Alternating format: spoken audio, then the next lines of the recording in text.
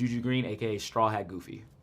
Straw Hat Goofy? Straw Hat Goofy. Okay. I'm a big One Piece fan. I'm not sure if you're familiar with One Piece or anything like that. No, but I'm old, so I'm sure I'm missing something. What? If we ever get some time after this, I'll put you on game. I got tattoos. I'm obsessed with it. I say it's the greatest story ever told. Straw Hat Goofy? Straw Hat Goofy. Yeah, it's a cartoon? It's an anime called One Piece. Oh, got it. And it's basically like one of the biggest stories in the world. Jamie Lee Curtis is a fan. They did a live action on Netflix. Okay. It's really blowing up right now. Okay. Now that I've mentioned it, your phone's going to be like, oh, here you go. I'm going to look into it. Yeah, so I just combined it with my favorite Disney character, Goofy, and it became Straw Hat I got Goofy. It now. Got it. There it is. Very All right. cool. Are we ready to go? My time started. Okay. Oh, cool. that was your time. And no, honestly, like the fact that I'm teaching you about One Piece is like gonna be a big thing. Part of it. It's gonna be a part of it. I like it. But what's going on, everybody? It's your boy Juju, aka Straw Hat Goofy. I am sitting with the director of Joker, Folie, Deux, the sequel to Joker, Todd Phillips. How are we doing, my man? Excellent. Thanks for coming. Thank you so much for talking to your boy. We got a lot to talk about because this movie is one of the most unique like comic book movie experiences, if you can call it a comic book movie, because it feels so different than what other comic book movie formulas are doing, right? Sure. And I'm a really big fan of what you did with the first Joker. Okay, great. But it seems like with this movie, you've elevated this to where you want to, in a way, put Joker on trial, both figuratively and literally. Sure. And not just the character, but just the mythos and legend behind the Joker, right? Yeah, and everything we think about him. That's right. Can you talk to me about taking a character that's usually, when we see him, it's all about the enigma and the mystery of his past, and then you put his past on display to put him on trial. Talk to me a little bit about doing that.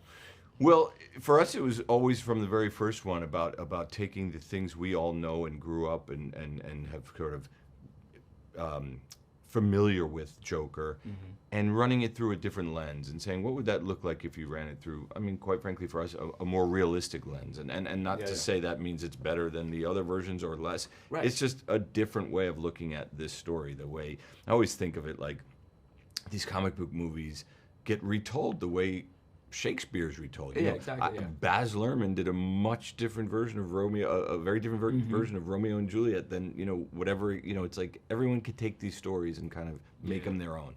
So we did that with Joker.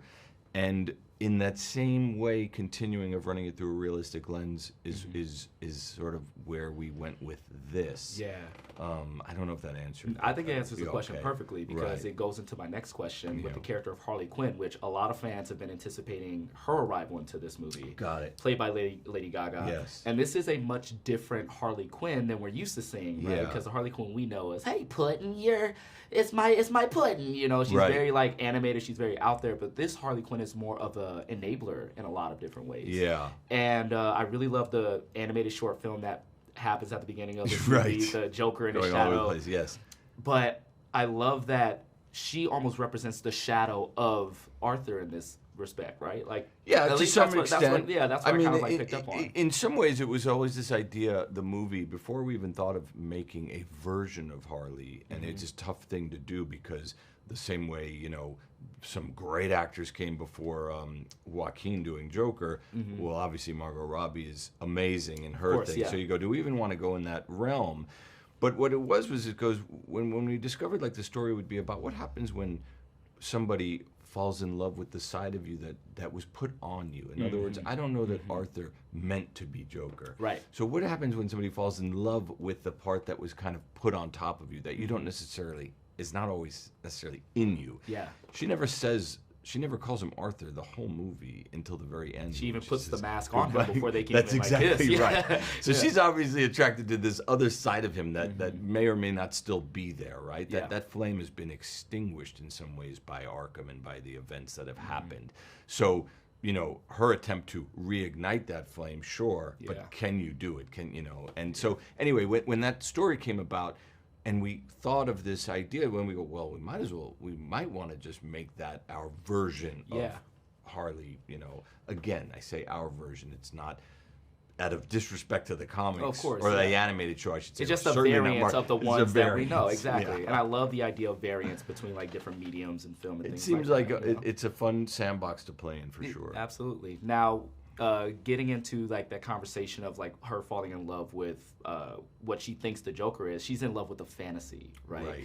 And I love musicals, and I love that you use the idea of the musicals as this is the fantasy, this is the delusion that they're living in.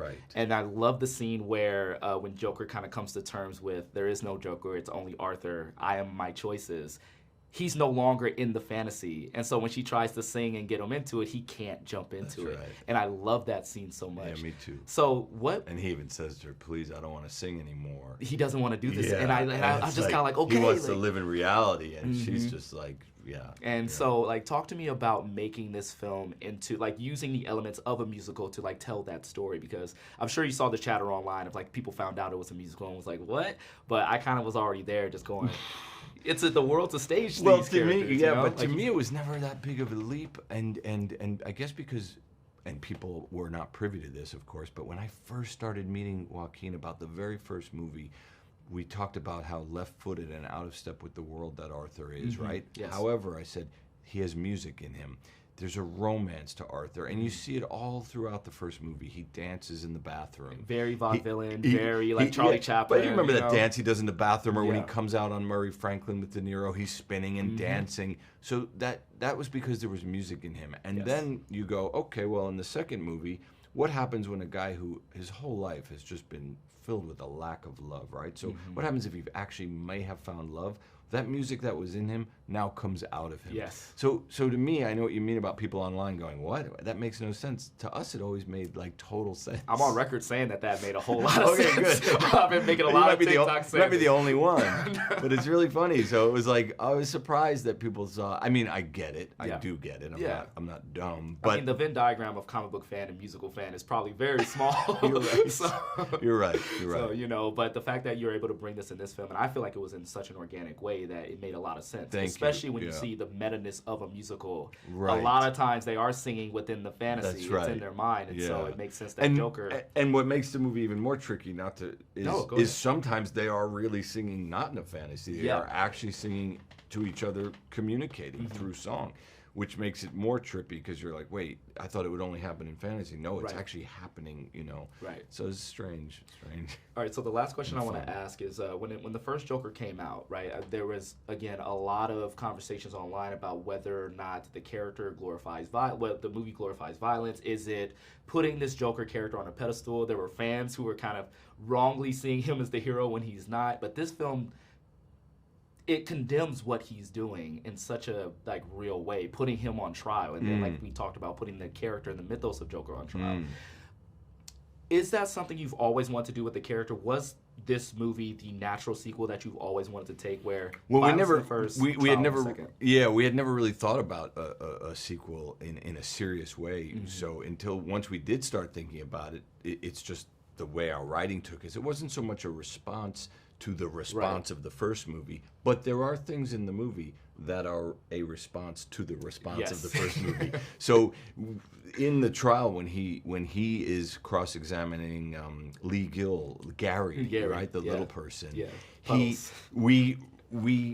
Gary is basically telling him the effect that the violence that he witnessed had on him. Again, the reason why I always disagreed with people's opinion on the first movie being like irresponsible is because we thought it was super responsible, because we thought we were showing the real world effects of violence in the first movie by making it realistic.